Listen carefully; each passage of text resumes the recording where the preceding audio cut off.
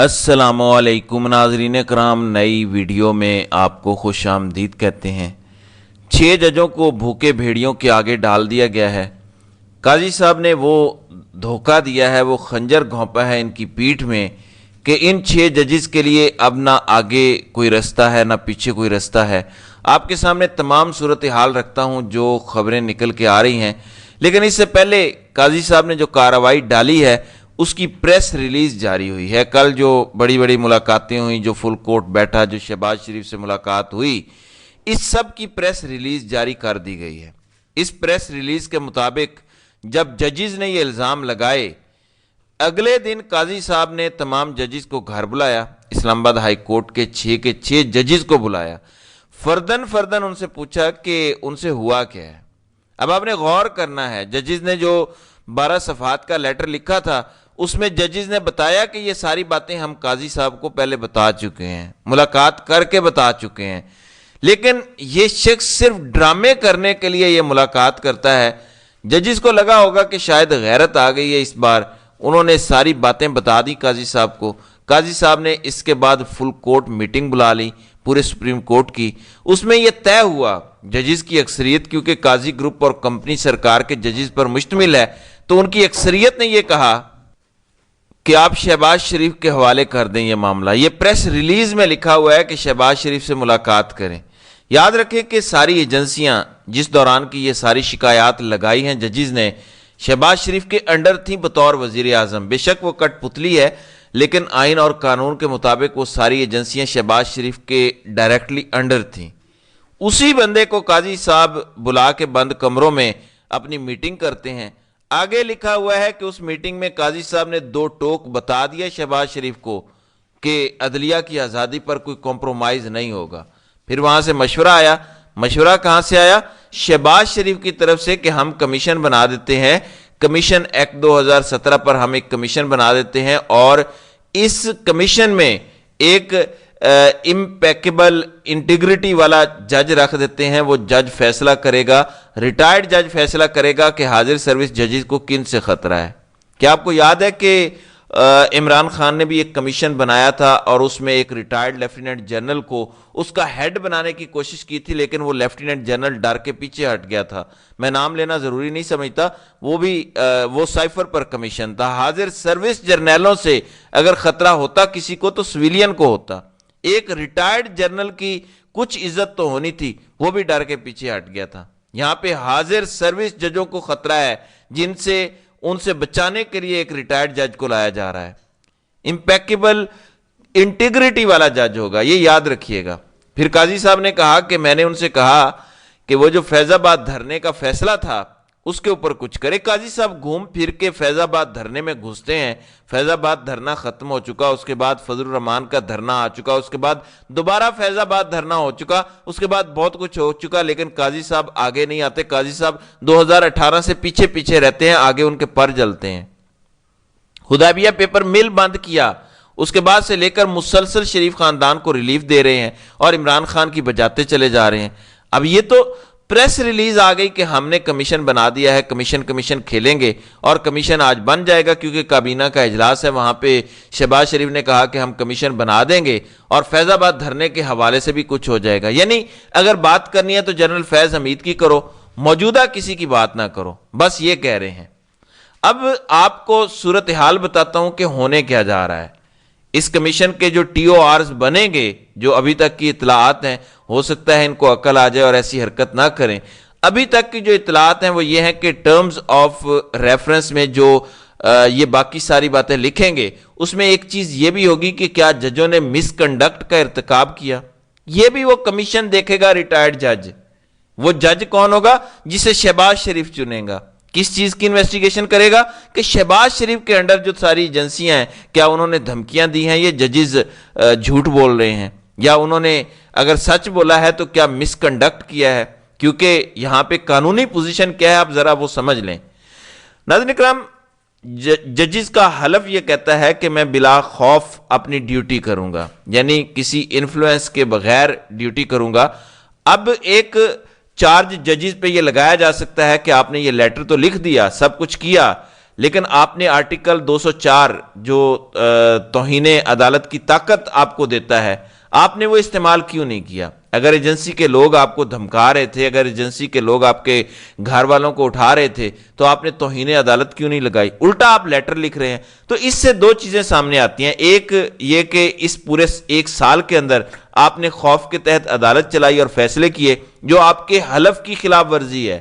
پھر جو چیزیں اس میں لکھ دی گئی ہیں، فار ایگزامپل عامر فاروق کے ایک فیصلے کا لکھا گیا ہے کہ ٹیریان وائٹ کیس میں 2 ججز نے ایک فیصلہ دیا، وہ نہیں ہوا اپلوڈ، اس پہ سارا کچھ لے دے شروع ہوئی، یہ وہاں سے شروع ہوا ہوگا سارا کچھ، اور ججز کو پھنسانے کی کوشش کی جائے گی۔ آپ کا کام نہیں بنتا تھا کہ آپ پبلک ڈومین میں یہ بات کرتے، بلکہ اگر آپ نے کرنا تھا تو آپ ایک وکیل کرتے اور یہ درخواست دے دیتے کہ فلاں جگہ سے ہمیں دھمکیاں آ رہی ہیں، عدالت چلے جاتے، یا آپ رجسٹرار ہائی کورٹ کے ذریعے یہ درخواست بھجواتے۔ تو ان ساری چیزوں کو بنیاد بنا کے ان ججز کے خلاف مس کنڈکٹ کا کیس بنایا جائے گا جو سپریم جوڈیشل کونسل میں جائے گا۔ ناظرین کرام، اب آپ کہیں گے کہ سپریم جوڈیشل کونسل میں کون سا ڈن ڈیل ہے؟ جسٹس مظاہر علی اکبر نقوی کو ابھی نکالا گیا ہے، ابھی انہیں سپریم جوڈیشل کونسل نے قصوروار قرار دیا ہے مس کنڈکٹ کا۔ اس کا مطلب یہ ہے کہ سپریم جوڈیشل کونسل میں زیادہ تر عسکری ججز بیٹھے ہوئے ہیں، اس میں منیب اختر بھی شاید اب حصہ بن گئے ہیں اس کا، لیکن باقی ججز سارے عسکری ججز ہیں، جس میں منصور علی شاہ بھی شامل ہیں۔ اب اس ساری صورتحال کو آپ نے سمجھنا ہے، یہ کیس بنیادی طور پر بڑا معمولی سا کیس ہے اور سمپل سٹریٹ فارورڈ کیس ہے۔ یہ جسٹس عامر فاروق پہ مس کنڈکٹ کا کیس ہے، اپنے حلف کی پاسداری نہ کرنے کا کیس ہے۔ ساری ججز نے کہا کہ ہم نے اپنے چیف جسٹس کو بار بار خطوط لکھے لیکن انہوں نے کچھ نہیں کیا، بلکہ انہوں نے کہا کہ میں نے ڈی جی سی ISI سے ملاقات کی ہے اور انہوں نے یقین دہانی کرائی ہے کہ ایسا نہیں ہوگا۔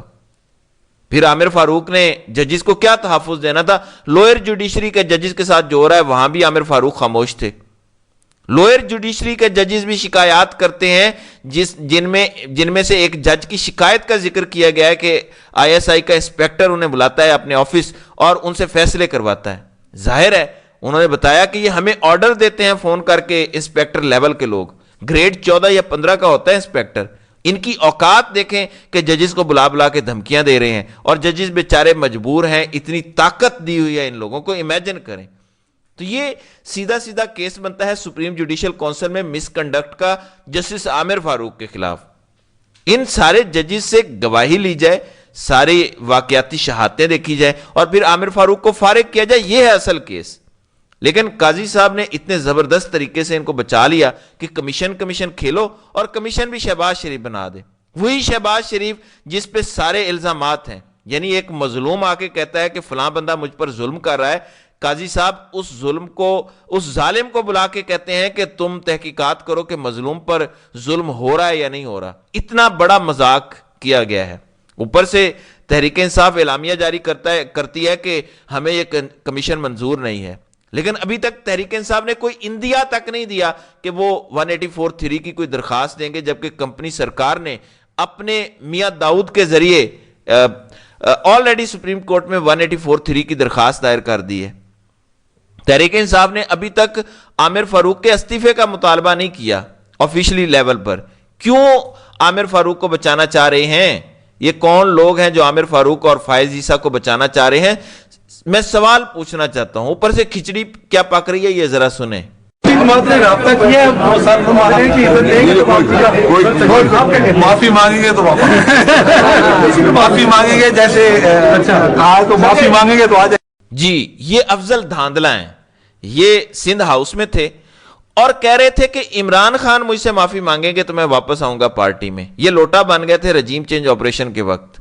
آپ ذرا امیجن کریں، اسد عمر پہ عمران خان نے ریڈ لائن لگائی، واپسی نہیں ہو سکتی، شیخ رشید کی واپسی نہیں ہو سکتی، فواد چودھری کی واپسی نہیں ہوتی، نام لیتے چلے جائیں، ان کی واپسی نہیں ہو سکتی کیونکہ انہوں نے عمران خان کو دھوکہ دیا جبر سے ڈر کے۔ ان کو تو کوئی ڈر نہیں تھا، یہ تو تب گئے تھے جب سندھ ہاؤس میں منڈیاں لگی ہوئی تھیں اور حکومت سٹل عمران خان کی تھی۔ لیکن ذرا سنیں تو صحیح کہ ہوا کیا ہے۔ لکھا ہوا ہے، یہ ٹویٹ پڑھیں ذرا، کہ افضل دھاندلا کو ٹکٹ بانی چیئرمین کے حکم کے مطابق دیا گیا۔ یہاں ہمارا امیدوار 3 نمبر پر تھا، افضل دھاندلا آزاد حیثیت میں 2 نمبر پر۔ افضل دھاندلا نے بانی چیئرمین سے اپنی ماضی کی غلطی پر معذرت کی درخواست کی تھی جس کو عمران خان نے قبول کیا۔ اب یہ درخواست کس کے ذریعے دی گئی, عمران خان نے کب قبول کی, اس کا کیا ثبوت موجود ہے؟ کیا کوئی ویڈیو ایویڈنس ہے اس شخص کی؟ جیسے یہ کہہ رہا تھا کہ مجھ سے عمران خان معافی مانگیں, ویسے یہ خود کہیں پہ کہہ رہا ہے کہ میں عمران خان سے معافی مانگتا ہوں. ناظرین کرام, میں آپ کو بتا دوں, تحریک انصاف والوں کو فری پاس نہیں ملے گا. یہ جدوجہد عوام کی ہے, عمران خان اس کو لیڈ کر رہا ہے, لیکن جدوجہد عوام کی ہے اور ہم عوام کے ساتھ کھڑے ہیں, یہ میں آپ کو بتا دوں. مجھے کوئی یہ بتا دے کہ کسی ایسے بندے کو ٹکٹ دینے سے پہلے یہ شرط نہیں ہونی چاہیے کہ وہ بتائے کہ کس کے کہنے پر اس نے پارٹی چینج کی تھی. یہ پری کنڈیشن ہونی چاہیے کہ وہ پریس کانفرنس کرے گا, وہ بتائے گا کہ کس افسر نے اس کو کہا تھا کہ پارٹی چھوڑو. آئی ایس آئی نے کہا, ایم آئی نے کہا, آئی بی نے کہا, اسپیشل برانچ نے کہا, یا آرمی چیف نے ڈائریکٹ کہا. یہ بتانا پڑے گا, اس کے بعد واپس لو پارٹی میں, تاکہ اس بندے کے پاس دوبارہ دھوکہ دینے کا چانس نہ ہو. یہ میں تسلیم نہیں کر سکتا کہ عمران خان کو بتایا گیا ہو کہ یہ سندھ ہاؤس کی منڈی کے اندر بکنے والا شخص ہے اور اس کو عمران خان واپس لے لیں, جس سے پتہ چلتا ہے کہ تحریک انصاف کے اندر جو ٹکٹ دے رہے ہیں, مجھے ایسے لگتا ہے, میرے پاس خبر نہیں ہے, کہ وہ پیسے لے کے ٹکٹ دے رہے ہیں. اب ان کو اندازہ نہیں ہے کہ پبلک اس کو ایکسیپٹ نہیں کرے گی. پی ٹی آئی کو اس پر غور کرنا چاہیے. اگر یہی سلسلہ چلتا رہا تو پھر آپ کو بھی عوامی غضب کا سامنا کرنا پڑ سکتا ہے. تو ناظرین کرام, آپ کی اس ویڈیو کے حوالے سے کیا رائے ہے؟